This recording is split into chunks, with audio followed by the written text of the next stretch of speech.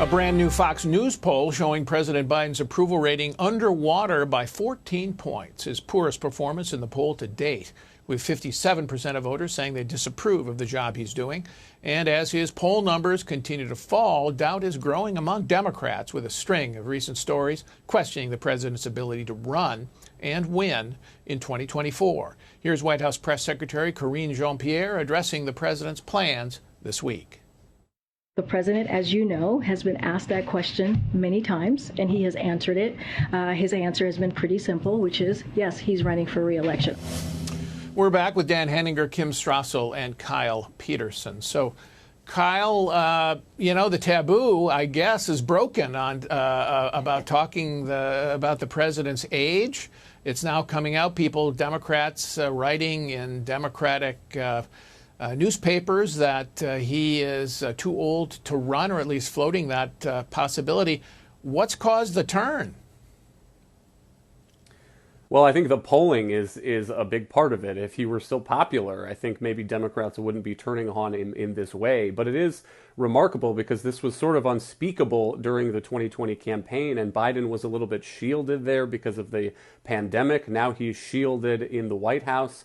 He doesn't give a lot of one-on-one interviews. And so to the question of whether he really thinks he's going to run in 2024, it might be just a hedge because he doesn't want the campaign behind his back to start now. If he said he wasn't going to run, he might be a little bit of a lame duck. But I take him at his word. I mean, it's hard to convince somebody that they are not capable anymore. There's a little bit of an element of trying to take the car keys away from grandpa. And also when you're in the White House, you're surrounded in a bubble by advisors who adore you and think you are the answer to the nation's problems. So I think it's a difficult time for advisors who are trying to persuade him otherwise.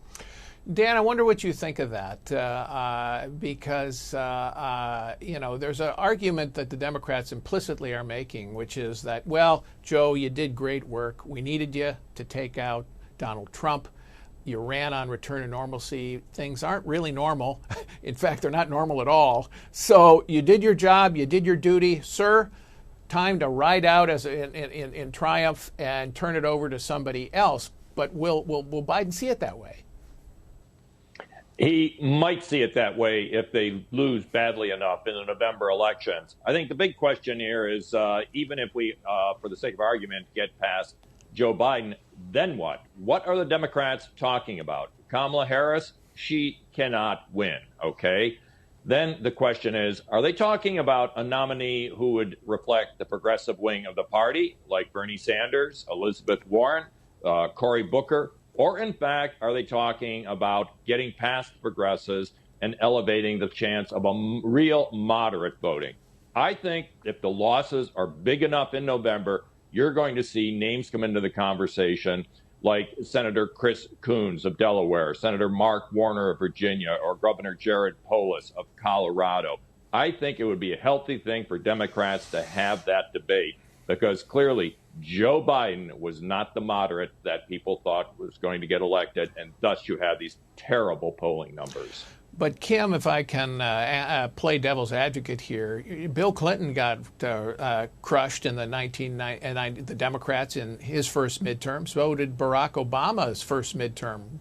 Democrats got crushed.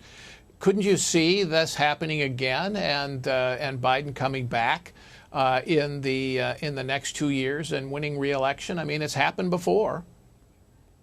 It has, but two problems there, Paul. One of them is that neither Clinton nor Obama were dealing with this inflation issue. And if that interview you did earlier in the show is correct, we could still be dealing with this for several more years to come.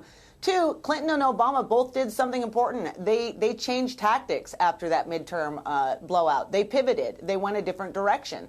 Again, I just see no indication Joe Biden wanting to do that. The progressives have such a lock on this party.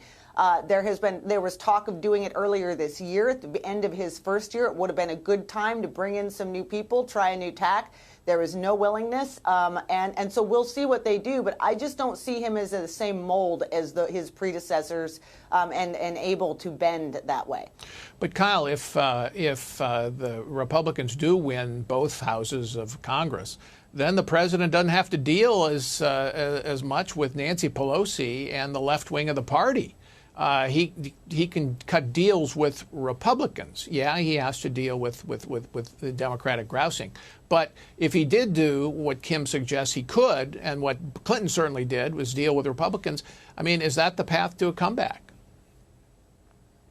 Yeah, I think so. And he would have to cut deals with Republicans. That's the other part of the issue, because that would give him cover on his left flank when he signed a bill into law that wasn't everything that the progressives have ever dreamed of. The thing to watch, I think, is whether there is any staff turnover in the White House. President Biden's staff, his chief of staff, they've all been sort of there, remarkably resilient through all of this tumult that the president is facing and his drop in the polls. And so if we get a wipeout, a Republican wave in November, and President Biden thinks better of that and moves in some different advisors, then maybe we will get different results.